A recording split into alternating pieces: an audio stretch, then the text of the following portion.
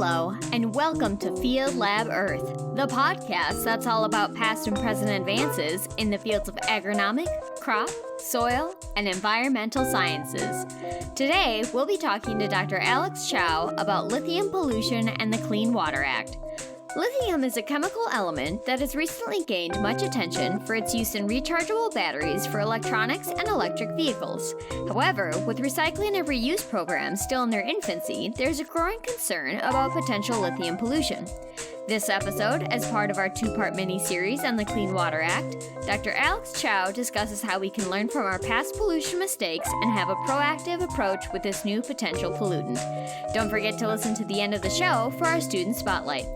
We'll talk more about all of that in a minute, but before we dive in, we wanted to thank our sponsors, starting with Meter Group. Meter specializes in robust soil moisture sensing, innovative weather monitoring, cloud data logging, advanced data visualization software, and more. Their well-published scientific instrumentation is used worldwide in universities, research and testing labs, government agencies, agriculture, and industrial applications. Listen to their new podcast, We Measure the World, to hear how innovative researchers leverage environmental data to make our world a better and more sustainable place at metergroup.com/fieldlabearth. Our second sponsor is GasMat Technologies, the maker of the GT5000 Terra, the smallest portable FTIR multi-gas analyzer for greenhouse gas and environmental research. Measure carbon dioxide, methane, nitrous oxide, ammonia, and water vapor in real time simultaneously from static or automated chambers and ruminant emissions. Visit www.gasmet.com, that's GasMat spelled G-A-S-M-E-T, or email sales@gasmet.com for more information. I'm your host, Abby Morrison. Let's talk about science. Hi everyone, welcome to the show. Today we have Alex Chow with us. Alex is a professor at the Department of Forestry and Environmental Conservation with a joint appointment in the Department of Environmental Engineering and Earth Science at Clemson University in South Carolina. He got his PhD in hydraulic science from University of California, Davis. His expertise is in dissolved organic matter biogeochemistry. He researches watershed perturbations on soil and water quality, including anthropogenic impacts such as the impacts of clean cut on forests to natural disasters such as wildfire and flooding. Welcome to the show, Alex. How are you doing today? Thank you. Yeah, this good today. Wonderful. So today we are talking about the Clean Water Act and lithium pollution. So to get us started, can you just tell us a little bit about the Clean Water Act in general, kind of what it is, what role it has, and specifically kind of its role in relation to contaminants, maybe what got it started and some of its progress in the past? Okay, yeah, sure. The Clean Water Act is the primary federal law in the United States governing water pollution. Its objective is to restore and maintain the chemical, physical, and biological integrity of the nation's waters, recognizing the responsibility of the states in addressing pollution and providing assistance to states to do so, including funding for policy owner treatment work for the improvement of wastewater treatment and maintain the integrity of wetland. And under the Clean Water Act, the U.S. Environmental Protection Agency has implemented pollution control program and developed national water quality criteria recommendation for pollution in surface waters. There's some key examples of how this has been taken into effect in the past. I know DDT was on your list, things like that. Can you talk a little about those two? Under the Clean Water Act, the U.S. EPA has been able to list a certain pollutant and chemical so that the water utility or the city and state will keep monitoring these chemicals. So, in fact, there's a priority pollutant list by the EPA, a certain chemical on it. As you mentioned, like DDT and other pesticide and other thing has been, list on the environmental pollution list. But one of them we are talking about the lithium right now because lithium is a relatively new things in the environment relatively, and that has not been, on list on the EPA. So that's one thing that's related to my paper. We are talking on the JEQ I just published. That means we haven't really learned from our previous mistakes, because we can see it with the advancement in science and technology. Many anthropogenic chemical and product has been introduced to our daily life. Okay, while we are enjoying the benefit from this product, widespread of this chemical have been gradually changed our natural environment. But importantly, many of this environment impact could not be observed under the decade later. And many of these invention and product actually we using them daily, but we are not and actually cause a disaster to the environment. As you mentioned about the DDT, that is one of the pesticide try to eliminate the mosquito from getting the disease transmissions, and that is a 1948 Nobel Prize. And there's another problem is about the plastic. We heard about the microplastic. That is one of the technique called polymerization technique that produce plastic that actually earned also the 1963 Nobel Prize. And now actually the lithium battery won the 2019 Nobel Prize. And definitely we don't want this mistake learned from DDT, and plastic is everywhere in the environment right now.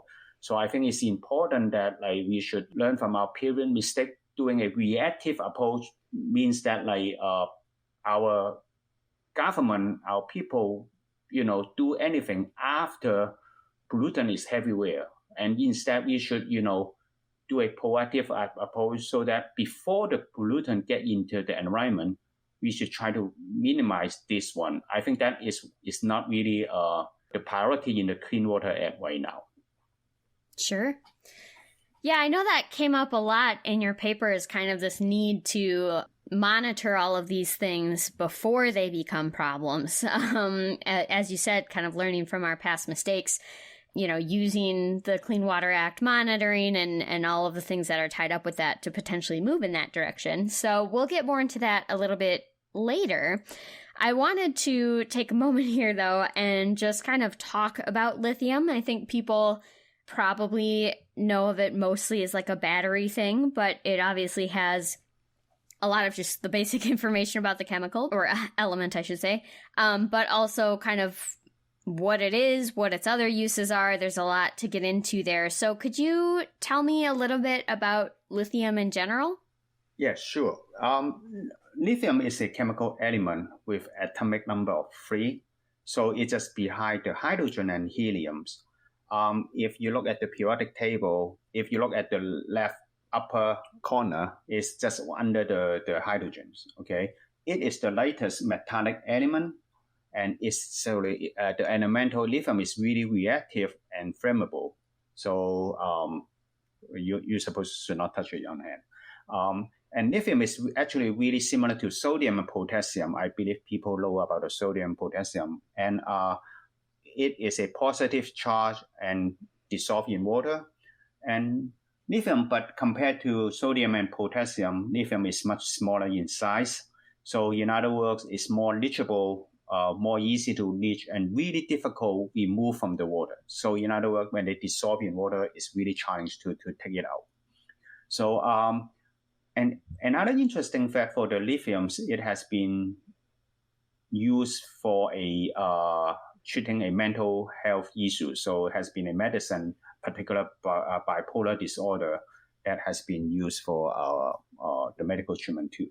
The lithium has been approved by the FDA as a prescription drug. And how common is it in the environment? I mean, where does lithium come from? Is it, common? Tell me a little bit more about that. Yeah, sure. Lithium actually is basically depend on the geological setting from your environment. So, but it's a wide range of lithium in water. So again, depend on your geographical location and geology in your setting. 2 years ago, I think it's published in 2021, the U.S. Geological Survey conducted a survey on most of the water supplies in the U.S. and have a medium of range of 6 microgram per liter. That means equivalent to part per millions. So again, depend on your geographic location. On the other hand, the lithium in the ocean is more well-mixed, homogeneous, distributed in the ocean, and with much lower concentration, 0.18 nanogram per liter. I mean, that is equivalent to part per billion. So that is really relative low level. And study conducted by the university in France and try to show to understand how the lithium in our marine organisms, again, is it depend on the food change level, but like filter feeder, like clam and oyster, have the higher concentration of lithiums, is a 0.4 microgram per gram of dry tissues. Okay. So then I think that actually kind of leads into my next question pretty well. So obviously lithium has a lot of positive uses, for batteries and for medicine, but as with most things, or, in alluding to DDT and microplastics earlier, not everything is, as nice as it initially might seem. So there can be some threats from lithium pollution or too much of a good thing. So can you tell me more about some of the dangers or threats that lithium pollution can pose, whether that's to humans and animals, crops, or the environment in general? Yes, sure. Well, first, we need to understand how's the lithium for right now. Since the lithium battery has been invented, that has been significantly used in our rechargeable battery like mobile phone, camera, laptop, computer, and that representing 65% of total lithium usage in 2019. Okay, but this number is keep increasing from year to year. But for right now, the release of lithium to the environment from anthropogenic use, including the oil production and others, is already reached 500% of natural weathering process, and we expect this number will be significant, keep increasing over time. Like another study conducted by Korean college, they saw the lithium consumption was about 0.07 million metric ton now. But this one could be increasing in the coming decade.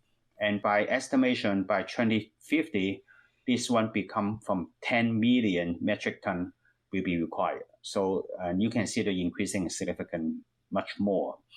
And also, like, think about this way, as I mentioned about like the water, talking about 6 microgram per liter in the water right now, and consider a typical electrical vehicle battery, for example, one car is already over 20 kilogram of lithium.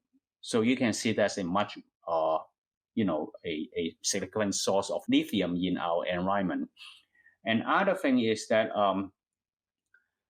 lithium has been showing in the wastewater from a mega city. I mean, like, because a lot of people using these battery chargers. So if a study again in Korean, they saw an increasing of lithium in their source water, even including the tap waters, have been increasing in the megacities. So that is already a alert and warning signs to us. Lithium pollution is potentially coming. And what happens when there's too much lithium, like in the environment, or plants take it up, if it kind of works its way up the food chain? Like, what are symptoms of that, I guess? Well, I think that's I believe that's a study that need to address more. But like some of the study from cytotoxicology studies looks the plant, they will reduce their chlorophyll and also causing some narcotic spot on the plant. And also it could be propagate the trophic transfer and biomagnification. That means potential with the animal and human.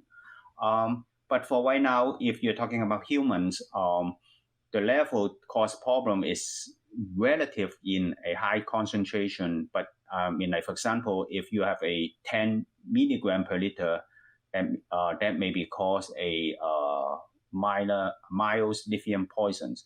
But if you can up to like 20 milligram per liter, then people can die from that levels. But that is really extreme cases, because again, the EPA do not have like a really enforced standard for lithium in the water right now. But like USGS Geological Survey suggests like the upper limit for water will be about 60 microgram per liter right now. So that's still something we need to pay attention. Yep.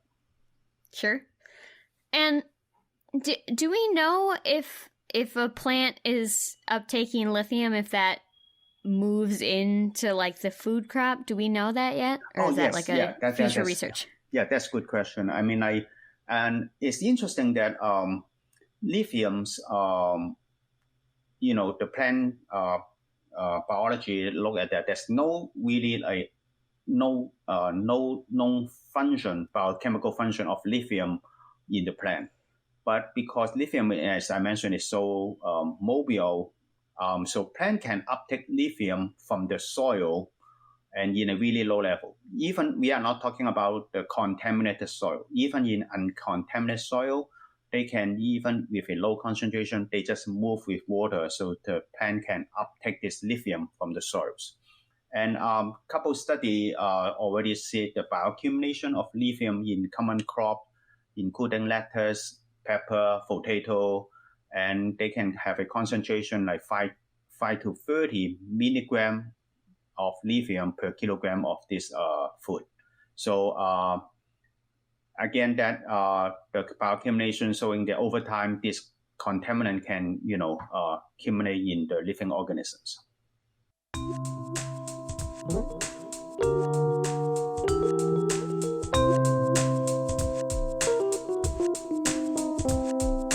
Hi everyone, I hope you're enjoying the show. Interested in learning more? Alex's paper, Proactive Approach to Minimize Lithium Pollution, published in the Journal of Environmental Quality, is always freely available.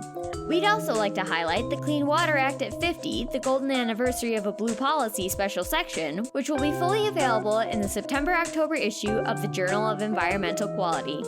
If you are a certified crop advisor or certified professional soil scientist, you can take a quiz for continuing education units for this episode, which can be found in our show notes or on certifiedcropadvisor.org. Thanks again also to our sponsors, Gasmet Technologies and Meter Group. For Gasmet Technologies, the GT5000 Terra is a robust and portable multi-gas analyzer for fieldwork weighing 20.7 pounds. The GT5000 Terra is splash-proof IP54 rated with an internal pump and battery and instantaneous readings of up to 50 gases at sub-ppm concentrations. Check out the quick setup guide and learn more about Gasmet Technologies at www.gasmet.com and the links in the show notes. Meter specializes in robust soil moisture sensing, innovative weather monitoring, cloud data logging, advanced data visualization software, and more. Their well-published scientific instrumentation is used worldwide in universities, research and testing labs, government agencies, agriculture, and industrial applications. Listen to their new podcast, We Measure the World, to hear how innovative researchers leverage environmental data to make our world a better and more sustainable place at metergroup.com/fieldlabearth. Thank you for being our sponsor. Let's get back to the show. Yeah, so obviously this is then, something that we want to be keeping an eye on, especially as, lithium usage seems to be increasing. But I don't want this to just to be like a fear-mongering, scary podcast. Obviously, we want to have a positive outlook and as your paper suggests, a very proactive outlook on this. So now that we are kind of familiar with lithium and kind of this issue at large, I would like to transition into kind of what we can do about it. So in your paper, you mentioned kind of 3 different approaches that we can take to keeping an eye on this issue, I guess. I don't know if the problem is the right word, but issue. So can you tell us about kind of the three different ways that we can be learning from our past mistakes and taking that more proactive approach? Well, yeah, sure. I mean, definitely there's my suggestion, but then also definitely need to people work together from like general publics all the way to the government levels.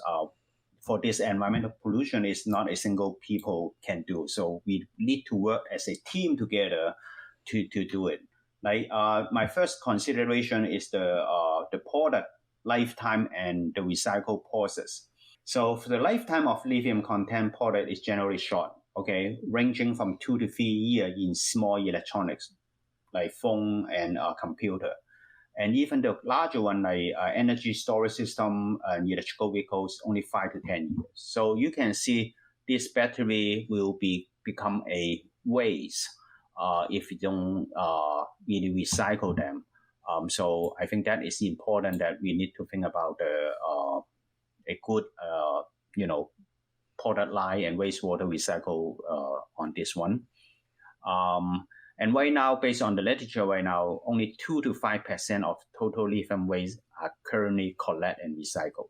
So we are talking about 95% just potentially become into the environment. I think that is one thing we should, try to address on that. I think that is something like the plastic. Okay, we learned the plastic problem, so we should try to a better plan for recycle them. Now, the second, I would suggest as mentioned right now, the EPA do not list lithium as the priority list. I think it's important that we should start thinking about it and then doing the monitoring on this one. Particular the water utility, because they generally measure a lot of chemical in their water supplies. And that would be nice if they can also including the lithium, because it's important to see a long-term change, the hydrology and also the land use related problem to see where the source of this lithium. I think that would be nice if we can, understand that trend. And of course, that's most important is support from the government, from the research and education. I mean, definitely we need to raise the awareness of the environmental and health issues related to lithium. So the people more understand there's potential, issues, and that would be better. We can work together to minimize this pollution. Sure. Yeah, so I have a follow-up question about kind of this product lifetime and recycling. So do we have ways to recycle or reuse or I don't have the right word for it right now, but making lithium pollution less potent? Is there a half-life component here where we can put it somewhere, kind of like nuclear waste has to just go to its quiet place for a while to become less dangerous? What are our options there? Do we have options? Are we researching them?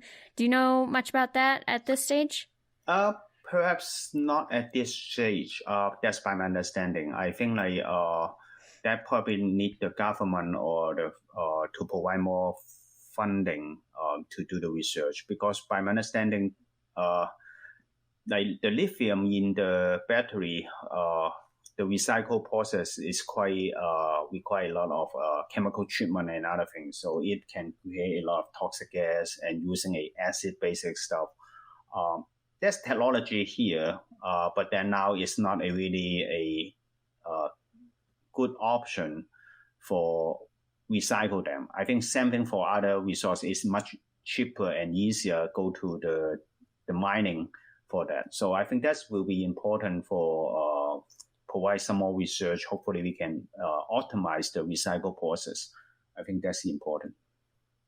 Okay, yeah, so that makes a lot of sense. Obviously some key opportunities and things like that moving forward, to which, where is this research going? What are the future opportunities for lithium pollution?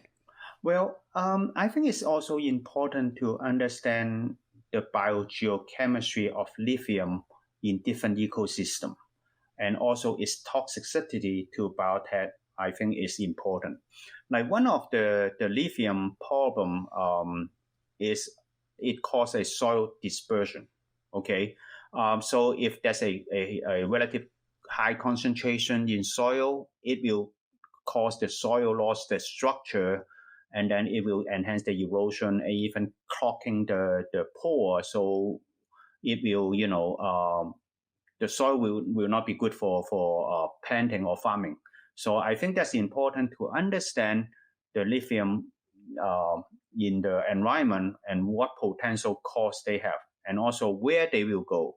I think that's important information such that like how to protect and our environment to look for the lithium, because again like monitoring is a one thing, but also we should know where to monitor.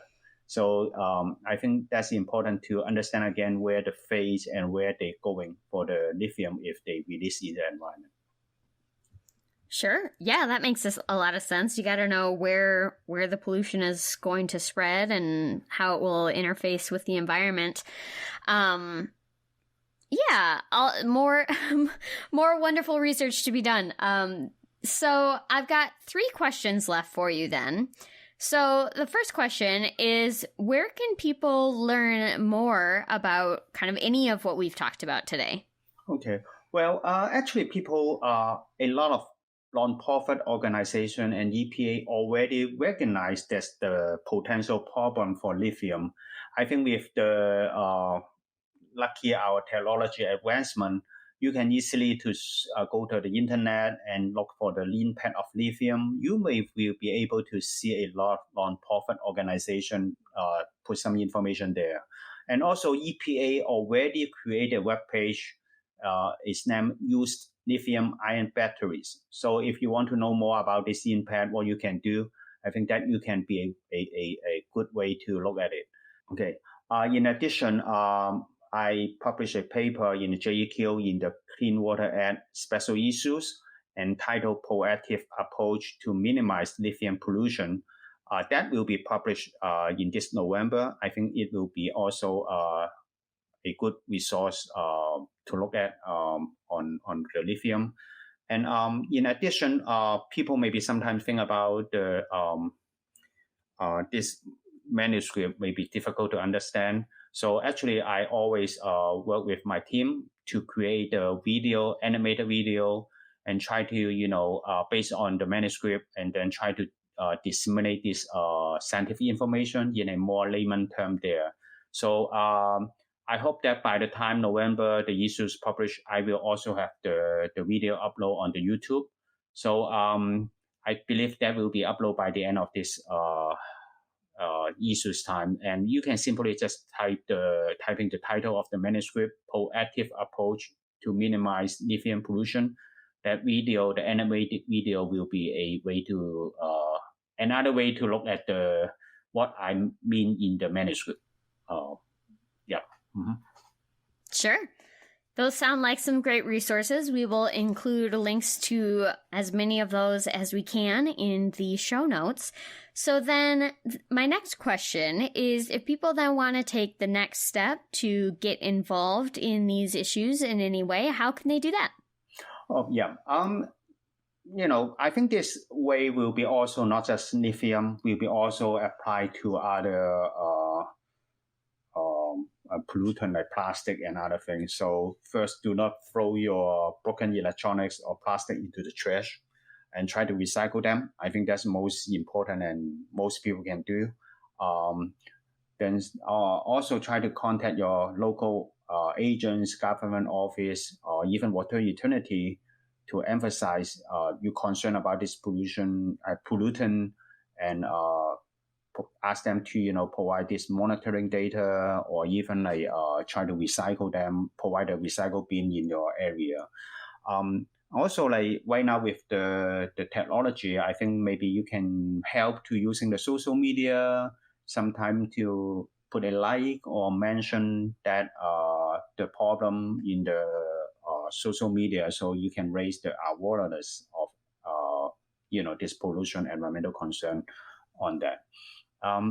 And other things maybe potentially you can do like try to look at the research when you're purchasing something.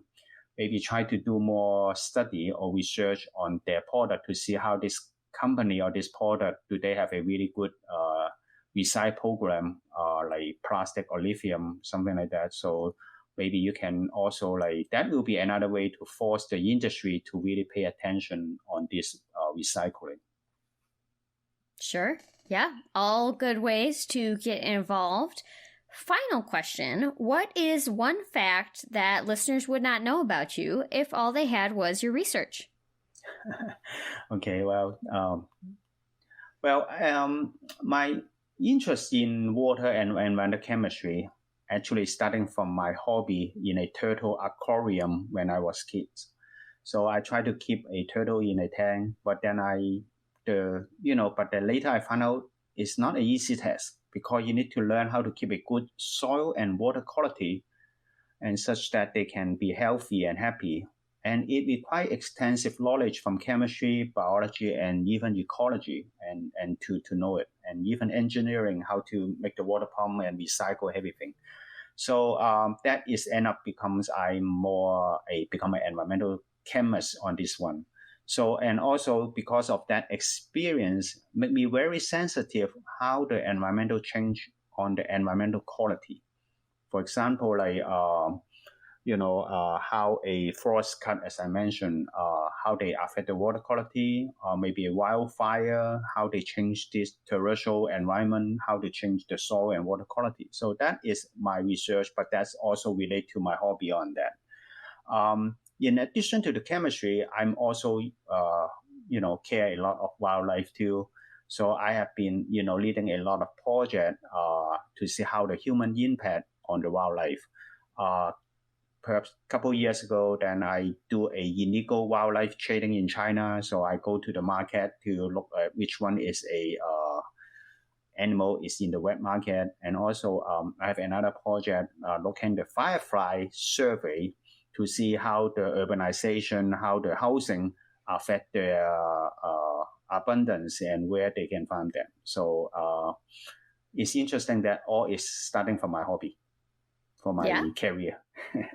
Yeah, it's like your scientist origin story. I love it.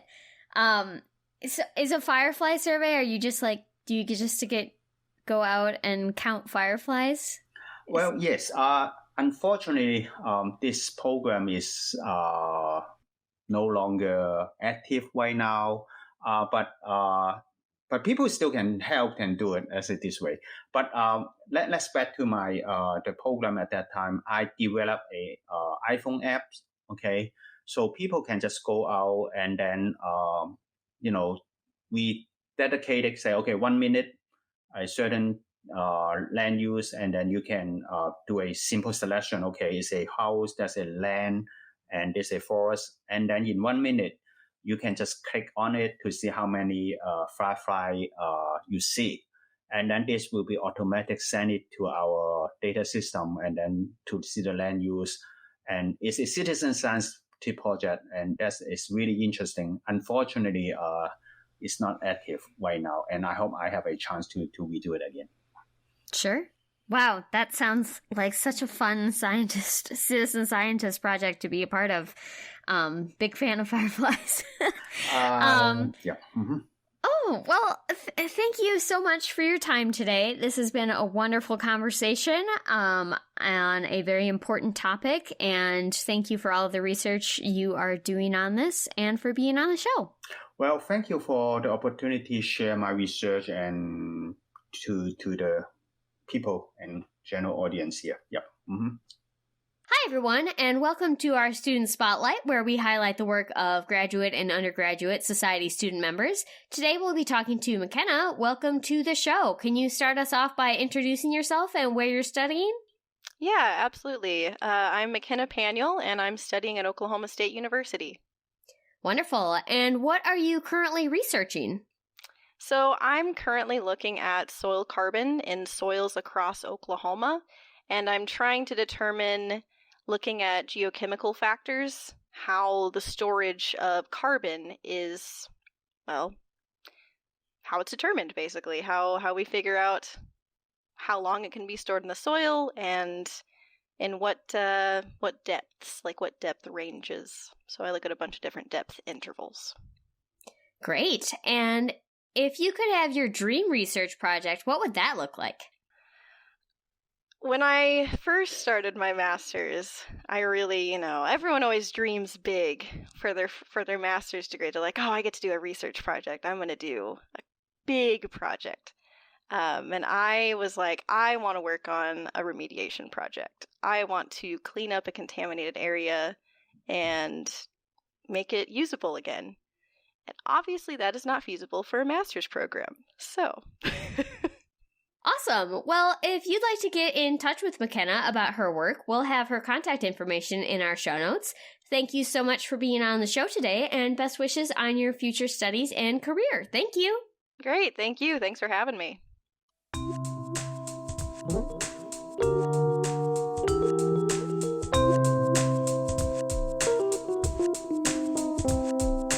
Thank you for listening to Field Lab Earth. More information can be found in the description below. Thank you.